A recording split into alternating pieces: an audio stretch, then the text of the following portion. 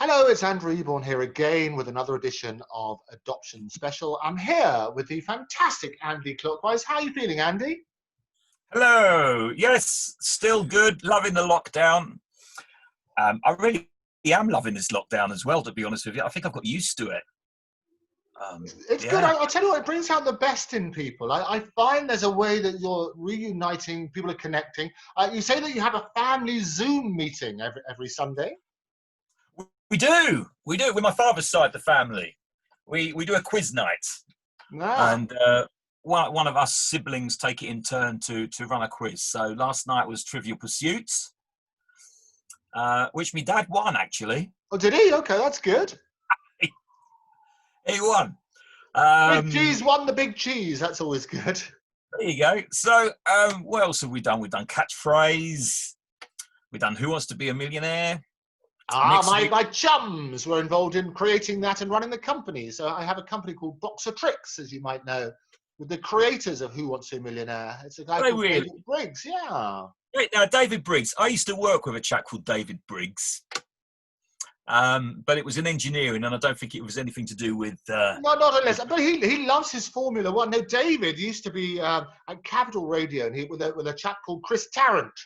And they used to work together. And Wants to be a billionaire. That's the one. That's the one. Oh, little excite you. Somebody's here. There we go. Admit, Brian's iPad is in the waiting room. Should we let him in? How are you feeling? Brian's iPad is joining. Hello, Brian. What are you drinking? Can you hear us? Oh, I love this. This is when Brian's iPad is connecting to audio. So there you go. It all looks exciting. And Brian is now connected. How are you, Brian? I'm very well, thank you. Nice to meet you eventually. It's lovely to meet you as well. And I love the fun. What were you drinking a moment ago? What was that? Water. Water. Oh, there you go. I believe you. That's fantastic. So whereabouts are you joining us from? Colchester. I love Colchester. They did great oysters in Colchester. Yep. Yeah, that's more up Mersey than it is Colchester. Yeah, but they call them Colchester oysters, don't they? Yep. Yeah, they always have a oyster feast once a year. Oh, do you ever go along? No, I'm not posh enough to go in there. You don't have to be posh to eat oysters. I tell you what, it's amazing. It's good. Well, I have got, Brian, I don't know if you can see this, but I have got somebody you may know in the studio as well. It's your son. Really? Yeah. Oh, there, look, there he is. Hiya. There you go. Hello, son. How are you? Hello, Dad. I'm very well, thanks. How are you? Lovely. Thank you. and he was telling me, what was extraordinary, Brian? He was telling me that every Sunday you play a game online, because in these extraordinary times, it's difficult getting everybody together. So you have an online quiz. That's correct. And I understand that's correct. Look, I'm going for the quiz now. This is good. And the other thing you said is that last time it was Trivial Pursuit, and the Big Cheese won the Big Cheese, and that was you. Is that right? That is correct. Perfect. You see, are you good at quizzes? I'll tell you what, it'd be very good at the yes/no game because he's not said yes or no once. we love it. We love it. So what is I've known, Brian? I've known Andy for many, many years, and he was so brave to come on the show and chat about his rich history and to chat about both parents who he discovered and reunited with. And it's been extraordinary that the number of people who've written in, phoned in, told me on the street when they meet me, they were socially distanced, and said how inspirational your son has been for them to open up about their own situations. How do you feel about that? I thought he was very brave. It must have been difficult for him at the time. But it's something that he wanted to do, otherwise he wouldn't have done it, would he? That's right. And how do you feel about him having done it? I felt very pleased for him because he had a little bit of relief. I thought there was relief there during the conversation with the tears and everything. And I think sometimes that pays you to get things off your chest.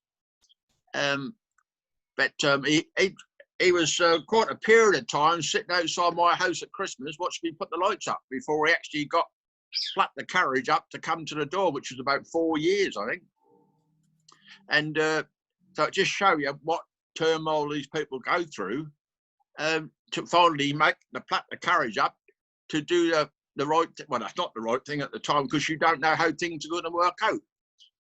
But I'm very glad he did. I mean, so he's changed my life very dramatically, really. Can you just say for the better? Sorry? Can you just say for the better? Just clarify that I've changed it for the better and not the worse. I didn't get that far. You wouldn't let me. Sorry to interrupt. What I love, Brian, is the wonderful repartee that the two of you bouncing off each other is beautiful. So he's the son. I mean, tell me how many years ago was it you got reunited? 2007. 2007. So you've had 13, lucky 13 years to get to know each other. We've had a marvellous time. I've got him into cruising. He's got me into singing. We've done 1 or 2 shows together. Oh, you got something here. What does that say? He gave me that. Can you see that? I can see that. What does it say? Read it to us. And what do the initials stand for? It is Brian Clark, OCBINM, 04/11/2016. I've done a show with him. I forget where it was now, but we had a lovely evening. I went along and done a couple of songs, and he's pushed me all the way. You know, he's been very inspirational for me. It's not been an easy road. I've had to learn songs if it's because it's something I want to do, and we've been professional photographers, which I didn't think you needed, and we had some wonderful photographs taken, and I've been introduced to colourful suits, and the whole thing really has been fantastic. You know, I couldn't have wished for a better son. And that's the great thing about it. And what I love about these sort of moments is Brian, is that it really is, sometimes it takes a third party, somebody outside of the situation, to help people have an opportunity to speak. And I think having a platform where you can say how you really feel is valuable, isn't it? I think so, yes. I mean, say that he expresses his feelings. I mean, say that if he don't want to do something, he'll know he doesn't want to do something. It's like a bit like my wife, called a spade, so there's never any arguments. If you don't want to do something, end of. And that's good. And actually, I mean, from your point of view, and I applaud both of you, it's very brave for you to come and talk about things. How are you feeling? Was that to you, Andrew, or to me? That's to you. Oh, to me? How am I feeling about what? About doing this and opening up to the world and talking to Andy, maybe publicly for the first time. How are you feeling about it? I feel good. I mean, say we've had a terrific journey, and I hope that if there's people watching that have started on this journey, I hope it works out just as well for them as it has for me. I mean, so he was doing something that I'd always wanted to do. I always wanted to get in because I've always been a bit of a Jack the Lad. I'd go around the supermarket singing I'm a lemonade drink and doing silly things, you know. And but I never plucked the courage up to do what I'm doing today. I mean, so I've been on Britain's Got Talent. I sang. That all started in 2011 when we done a cruise together. That was his first cruise. And before that, we went to Vegas. We had 2 weeks in Vegas. And I never had holidays like them since I've met him. Everything is planned out from day to day. He gets on the computer, on his phone. We're going here today, we're going there today. And off we go. You know, I've never had holidays like that before. I'd never go away from the cruise ship because I was frightened that would go without me. Extraordinary. And so take me back a little bit then, Brian. Take me back to the early days about your growing up. Where did you grow up? I grew up in Lexington, in Colchester, or on the outskirts of Colchester. I lived at Trafalgar Road for about 16 years, and then I moved to Shrub End. And then I met my first wife, and I moved to Lowestoft. That didn't work out. So I come back to Colchester. I met my second wife, and that was on a blind date. Who was it? Who set that up for you? My sister. Well, that's good of her. Was it one of her friends? I just had a bad crash. That was in 1975. I had a Volkswagen car, and the spare tyre finished up underneath the steering wheel, and the clutch and the brake pedal come back and chopped my leg off. So I had a bad accident, and I went on a blind date on crutches with a full leg in plaster, hobbling around the streets. And from then on, it was just a question of getting a divorce and remarrying, and to carry on with life. I mean, so I found it difficult to find a partner to start with, because I didn't know what I was doing wrong, whether I was putting it in wrong or what, I don't know. But I just didn't have lasting relationships. You was trying not to laugh then, weren't you? I'm listening. I'm listening. I don't say. I love the phrase. What was the phrase? Sorry? What was your phrase? No, he was putting it in wrong. I got what wrong? Oh, yeah. I had that wasn't. I began to wonder, whether I was doing something wrong, and so I thought, well, I don't know. So I kept trying. So I got married. That didn't last long, and I never got to bring a son up. Although I've got two sons, I've got a son from my previous wife, and he came over for about 9 years, and then he decided not to come over. And I never see Andy. I knew he was out there. My children knew about him, and so did my wife know about him. And it was funny, because on the Christmas before he came over, one of my daughters was a little bit a medium psychic sort of thing, and he cropped up during the Christmas, because they went over to their brothers in Ipswich. And it was all very strange, because we'd gone to the Caribbean, and we just got back, and they'd been trying to steam the letter out, because they found the letter, which they believed was from Andy. And they were trying to steam it open before we got home. Anyway, they didn't succeed. And I got the letter, and I read it, and we had a discussion about it.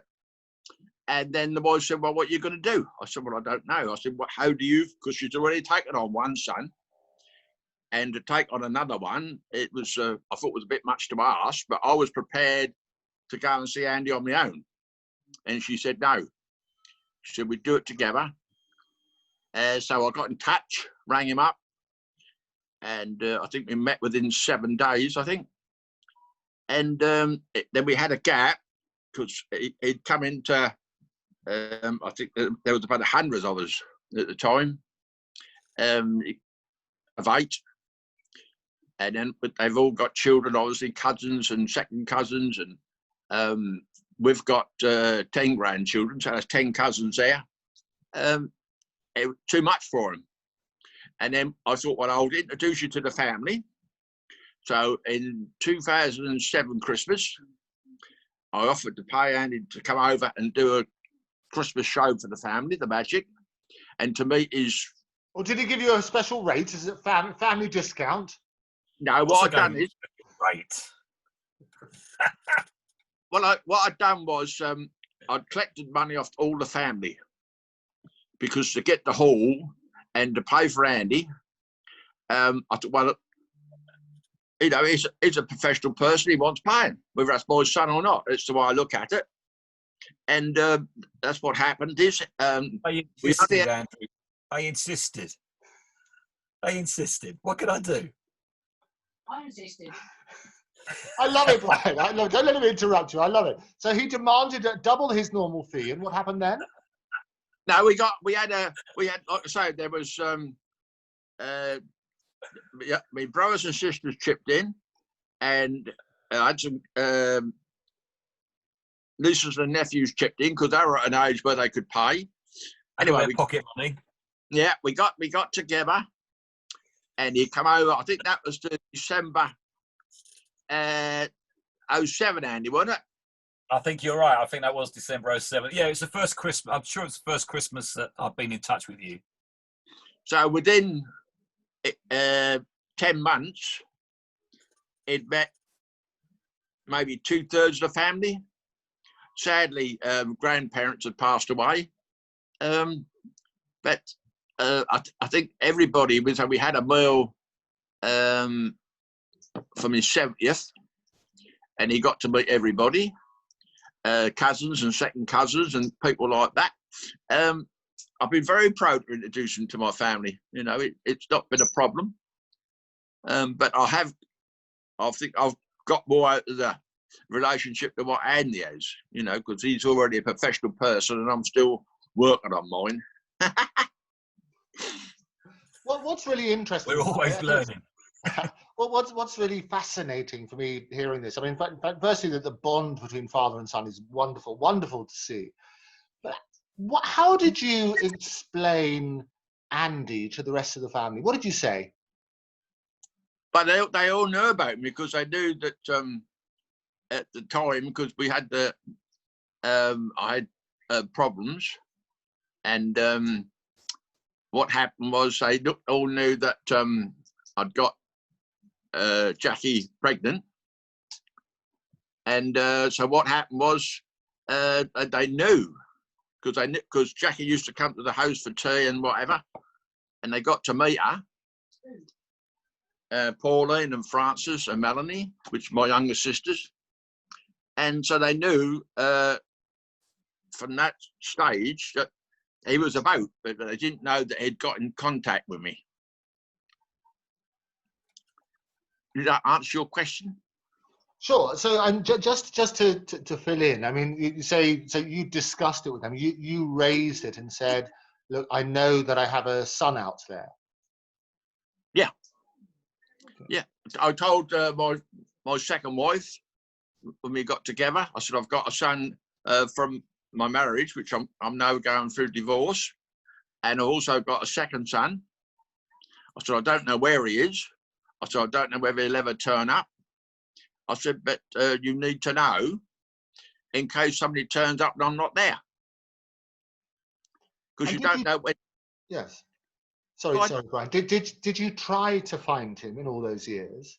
No, I left it to him because I thought, well, I've got no right to impose on his life. But I thought if he wanted to get in touch with me, then that's his choice, isn't it? You know, although I did look out for him at an early age because I went to Lowestoft with my first wife, and then I come back into Colchester, and I made 1 or 2 inquiries, but I didn't get anywhere. Who did you ask?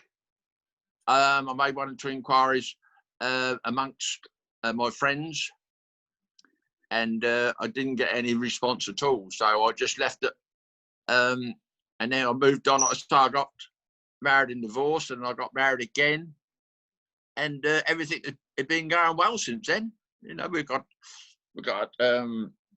3 lovely girls. Obviously, I didn't get to bring a son up. I couldn't take the girls shooting and fishing like I do. But Rodney used to come up to the age of 9, and then for some reason he stopped coming over. Right. Although I had a court order to enforce it, I thought if he doesn't want to come, then he doesn't want to come. And it was the same with Andy when he turned up. If he didn't want to have a relationship, then he doesn't have a relationship. I'm not a person that puts myself on people. You know, if they want to come into my world, which is what the song was about, which is what I sang on the cruise ship. It was a very meaningful song that was Welcome to My World. And I think from then on, I would say I'd never known a man to film so much and take so many pictures. They take pictures of everything. And it all goes on a DVD. I've got DVD, I've got books. I dropped my thing on the floor. Do apologise. And I've got photographs. We went to Britain's Got Talent. I don't know if you can see that. Look. Can you see that? Can you see that? Yeah, I can see it. Fantastic. And you're both wearing the same suit, which is fantastic. This is what he introduced me to the suits. We was in the queue, and he said, I'm getting a bit fed up with this. He said, we had an hour in the queue. He said, put your suit on. So I thought, what difference is that going to make? Wow. I'll tell you what, we got whisked around that old auditorium, mate. We done a circuit of Arsenal football ground. We done Morecambe Boys. They got us to do other bits and pieces.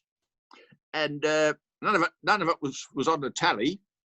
But with the suit, I could see myself on the telly because I was on the telly several times that year. In the, they do run-ups to the show, don't they? And I was in one or two snippets there because I could see the suit and I knew that was me. So that was good. I mean, so the relationship, I think today's our 5th year anniversary of going to, we had a boys, a bit like Bradley and Son. We had a trip to America. I wanted to go and see the whales. And the boys said, you're not going on your own. So I said, well, why not? She said, well, you can't go to America on your own. So I thought, well, I don't know. So I spoke to Andy about it. And he couldn't afford it. He said, well, I will. I said, I'll come. He said, I'll get things together. He said, I'll sort something out. He said, we'll go. So we was like Bradley and Son, but we was Brian and Andy Clockwise going to America. So we done that. We went to see the whales. We went to some. Where did we go on that thing? Well, in Hollywood, Andy, Los Angeles, wasn't it? We went to Universal Studios. That's the one, yeah. And then I feel privileged because he actually took me into the Magic Circle. Magic Castle. Yeah, he took me into the castle, got permission to take me into the Magic Castle, and we had a steak. We had a steak. I thought you were going to show us the picture of the steak there, Brian. I thought you were going to say, here's the steak and here's a little piece I've still got left. No, I've got a picture here somewhere. I don't know where it is. Yeah, I thought we had chicken. No, we had steak. You always had steaks. Okay. I'm trying to find the picture. I hope you're keeping track of this time frame, Andrew, because I'm telling you now, he is all over the place. I love it. No, this is a Trivial Pursuit champion, which is fantastic. If you've got any questions, I think we've got lots of questions. No, it's all good. I love it. You're looking for your photos, Brian. Fantastic. Yeah, I had one here. We had one. Where's your book? That could be in there, couldn't it? I did a photo book. I've got to tell you, Andrew, it's 9 years ago today that Brian won the Sexy Legs competition on board the Royal Caribbean Independence of the Seas cruise ship. 9 years, Sexy Legs, Brian. Today. And that was on the cruise that I started on my journey into music. I sang in front of 1,300 people. Something I've never done before. We had a week to practice the song "Welcome to My World," and I was very nervous. I mean, so I went across that stage. I tell you what, that was coming everywhere. That was terrible. I was squeaking. But so if I hadn't have met him, I wouldn't have had that experience. Something that I've always wanted to do, but never had the courage to get up and do it. But I got this photograph now. Okay, let's have a look at that. You have to tell me up and down. Yeah, outside the Magic Castle. Outside the Magic, do you hear that? Outside the Magic Castle in Los Angeles. Hey, and these books you do, right? These books, they got all the bits behind it. Is where we were. I've never had books like it. I've got books. I've got another book there. Look, of the cruise. I've got DVDs. You've never seen so many DVDs all your life. Look, DVDs. Look, loads of DVDs. We've got some lovely memories. Lovely memories. I will say that they're DVDs of the cruises and the holidays and the bits and pieces we've been on, Andrew. They're not dodgy. They're not pirated DVDs or nothing. They're home movies. Well, I'll tell you what. I saw you on the Ventura, which I enjoyed very much with my family. It's a lovely ship, isn't it? Yeah, we done that. We met Jimmy Germain on there, and we met who was that other bloke? Roy Walker. And while I was on the cruise, I joined the choir, and we had a sing-song at the end of the cruise, and that was very nice, lovely. And welcome to my world, as you say. The welcome to my world is it summarise it for you, doesn't it? Because it's having told your family for so long about Andy and putting that into perspective.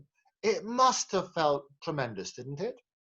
It was very emotional. It was emotional at the time. We'd just been shooting elk and ducks, and he said, "That's a video game, Andrew. It's a video game." I was going to say, down the high street, we shot a couple of elks and some ducks, and then we shot the peasants.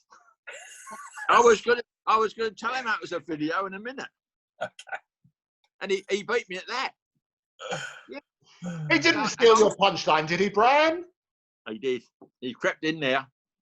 He can't wait to get in. I'm very competitive, man. If I'm in it, I'm in it to win it, Andrew. Sorry. Yeah. We love it. We love it.